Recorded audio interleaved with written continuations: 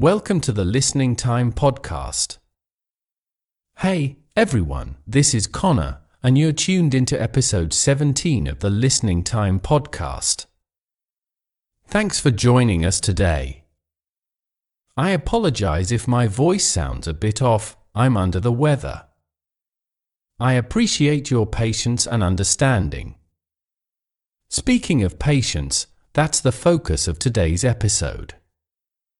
I want to delve into the topic of patience and explore various scenarios where it's required.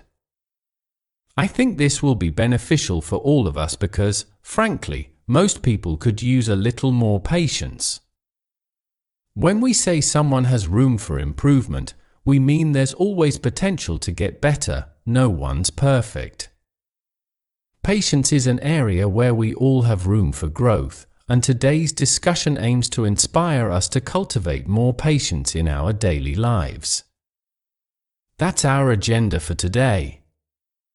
Remember, you can also check out my US Conversations podcast if you're eager to practice real conversations with native speakers.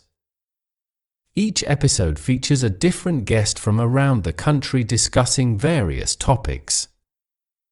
You'll gain insights into American culture and engage in natural conversations. I provide transcripts to follow along and definitions for new vocabulary. Interested? Find the link in the description below, patreon.com/usconversations. For those looking for advanced podcast episodes or to practice at normal speed, consider signing up for my membership. The link is also in the description. As a Listening Time family member, you'll receive 2 new advanced episodes every month. If you speak Spanish or Portuguese and want to read fiction in English, check out my ebook links below. As always, if you enjoy this podcast, please leave a 5-star rating, write a review, and share it with anyone learning English. All right. Let's dive in. Are your ears ready? It's listening time. So, let's discuss patience. I must admit, I'm not the most patient person. It's an area where I definitely need improvement. I'm honest about this because I genuinely want to get better. I look at my wife, who is naturally more patient, and I try to learn from her. We often face the same situations, and she remains calm while I might become agitated. When I say agitated, I mean being unsettled or anxious. Observing her patience in such situations reminds me of my own need for growth. I'm sharing from a perspective of someone who is working on improving patience, not as an expert in it. So, in what situations do we need patience? One that comes to mind is sitting in traffic. The phrase sitting in traffic refers to being stuck in a car where the traffic is moving slowly or not at all. It's a common and frustrating experience for many. When we're impatient, traffic can really affect our mood and even spoil our day. Since we can't control traffic, it's pointless to let it upset us. Getting angry about it doesn't change the situation and only worsens our mood. Losing your cool means getting excessively frustrated and angry.